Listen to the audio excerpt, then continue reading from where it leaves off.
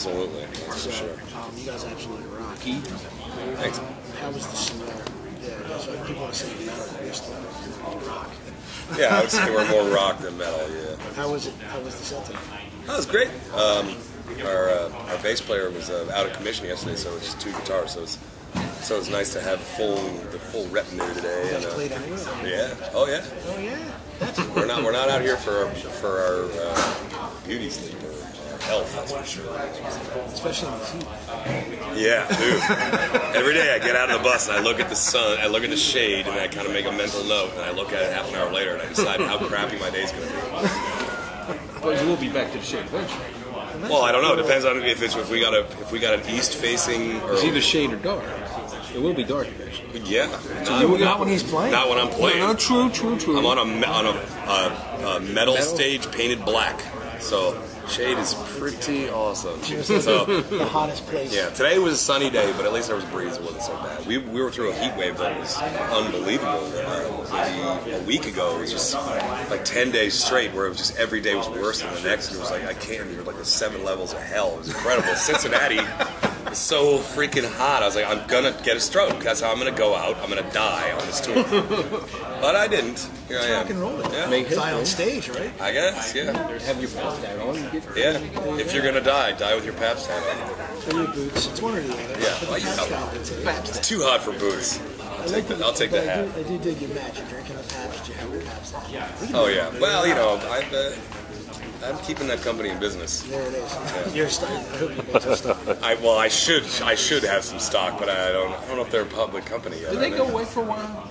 They almost did. They almost went under, and then I think it was just somebody. And this is what I've been told. Well, our bass player tells me that my old bar, which I also kept in business, was the Lutz Tavern down on Woodstock in southeast Portland, and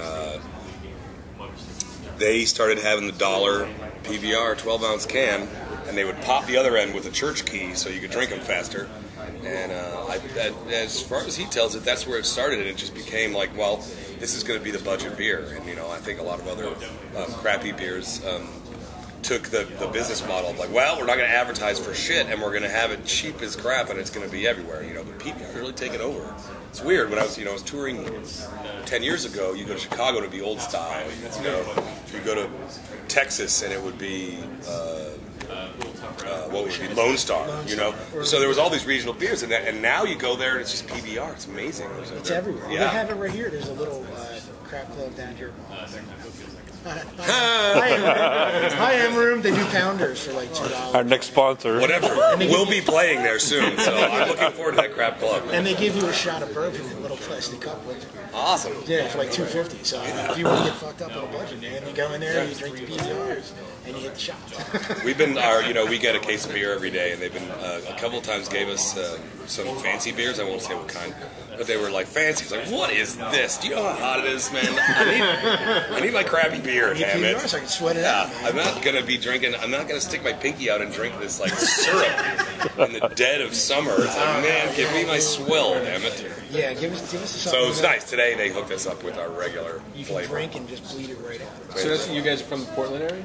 We are, yeah. Okay. I mean, none of us are there from there originally, but we all live okay. there. We all lived there for over a decade. That's what we were formed at? Uh-huh. That's awesome.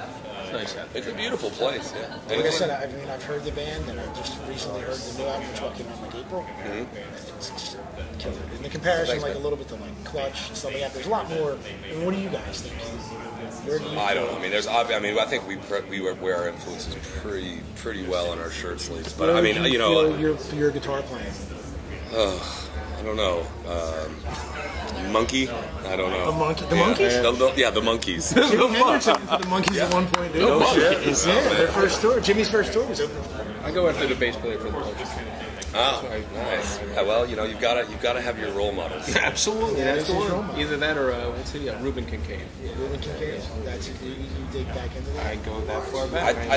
I think my guitar influences are about the dudes. Like I got into punk rock, and that's what got me to think that I could actually be a musician, is because it wasn't like Yngwie Malmsteen just like crushing the thing and like flipping it over his head. It's like, no, all you need is 4 chords and an idea, and you're going. And so that's why I'm still doing it, because man, especially on this tour, dudes play out there playing just crushing it. They're playing solos in the back of their guitar and flipping it around and shit. I'm like, man, I'm just trying to hang on, stay in time, you know.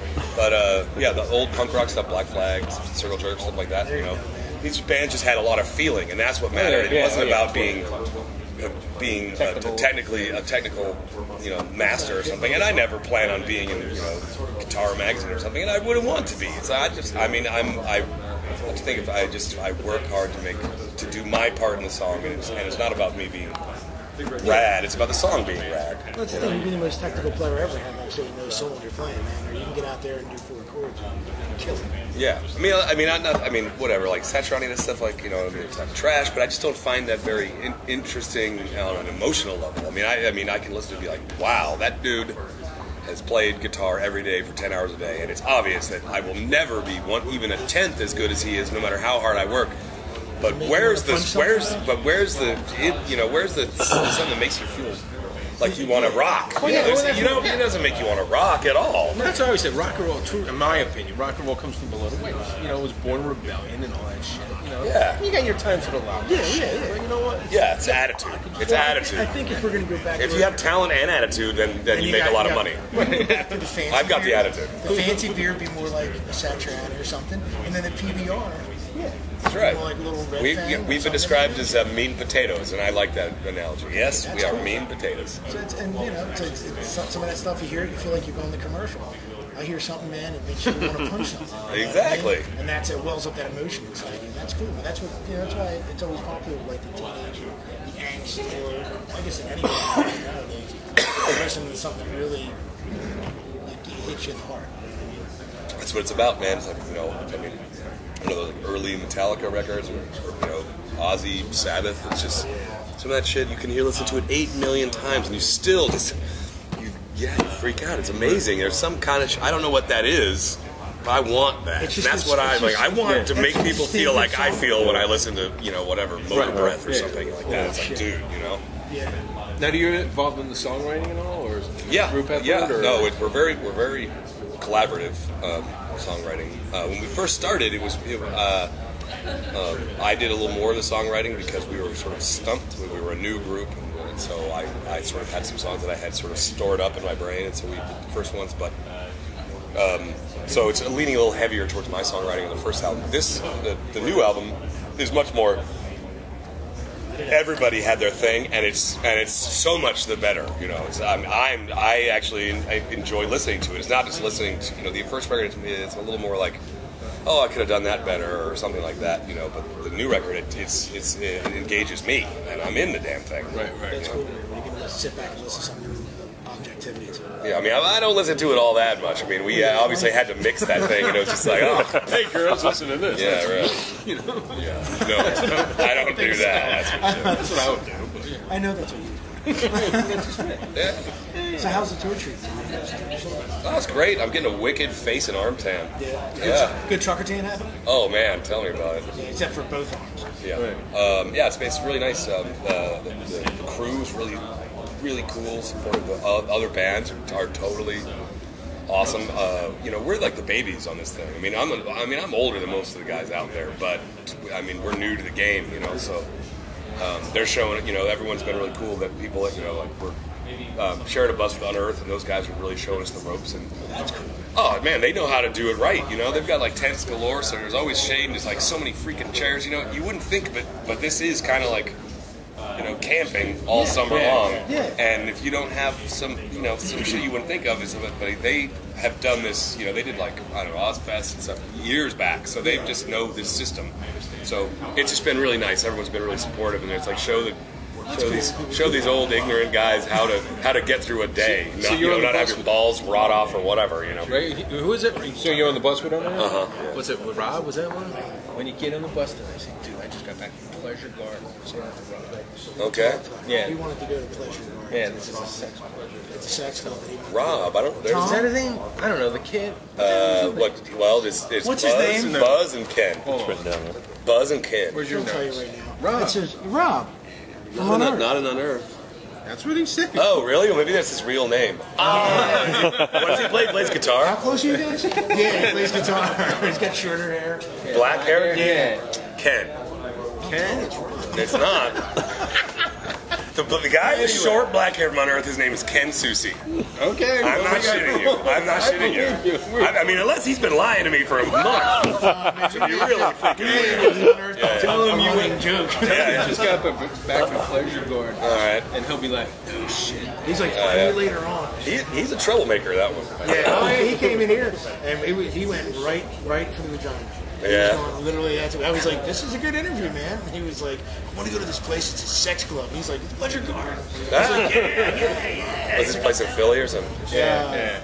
He would know. Yeah, just over that bridge. All right. Yeah, just say that to him. It's going to probably pop off. Well, he'll probably come find you. Like, let's fucking go. Where's your car? So he told me, he's like, I want to go over there later. But it's cool you guys are sharing a bus, man. Yeah, Kind it's of awesome. going through the tour together. Especially they've done it for a little while. Yeah, they know the ropes. They're pros. That's cool. Pros at being bros. Yeah, That's the we'd thing, be you like better that. like each other if you're going to be on a bus and you're going to be on tour. Yeah, we didn't know that from Adam when we started the tour. So it was like, oh boy, here we go. You know, if it was some like 23-year-old kids hanging from the ceiling doing glue and shit. I mean, we had to deal with that. So, you know, we're all older guys, late 30s. So. We did, you know, I mean, I've done all that crap, but I'm done doing that crap. So I was like, if I got to hang out with like 6 people that are, you know, trying to die early and I'm trying to read a book, it's just gonna work. But those guys crush beers like crazy, but they're just, you know, they're old enough to be rational. Yeah, they're chill. Yeah. But yeah, that's the thing. If you all got to live together and you got to work together, essentially, I mean, it's work, but it's fun. Yeah. But it's work. Oh yeah, it's a really long day, man. It's, you know, wake up. Although I blew it today, I didn't wake up until 11:30. I was like, fuck. But usually it's 10 a.m. we unload, and it's all day until around 8:30. So, you know, it's a whatever 10 hour day. And then in this intense heat. Yeah, and sweating, man, just sweating constantly. I mean, some days I'll tank like close 3 times. I'm like, God, what's the point? Yeah, you know, especially with the heat wave that just passed. And I mean, I guess it was not considered too brutal today in Philly. No, it feels nice actually comparatively. Like there's a breeze, whatever. It's probably it's probably 90. It's not. Yeah, it's probably. Yeah. But when the kids are out there and they're hitting on the stage, what's the crowd reaction like? Been great. Not always like over the top, but there've been some, you know, some days where it's just amazing. And other days where it's like, you know, they don't know what to do with us. They're still you getting know? to know you possibly. Yeah, I mean, I think that we strike people as a very odd element in the zoo. They're like, what is that? That's good though, man. You can't just give them Where's the head at? What is that thing? Are those hoops? What is that thing? So tail. So whatever. That's how it is. You know, you're a brand new band. I mean, obviously we've been around 5 years, but as far as 99.99% of people in the world, we don't exist. So people get an idea of what we're about. You know, we try to be pleasant. And things like this will expose you to a much bigger audience. Yeah, it's hopefully some of these people will become fans. I'm sure really hoping. I'm sure they absolutely will. Well, I want to thank you for your time. Thank you. Absolutely. We wish you the best with the tour you're on for the rest of the tour. Absolutely. If you come back through Philly, give us a call. I don't really know. Dude, and then we'll go to freaking Pleasure Garden. And then we'll go to Pleasure Garden. So thanks so much. Perfect. Everyone check out Red Fang. Cheers, everybody.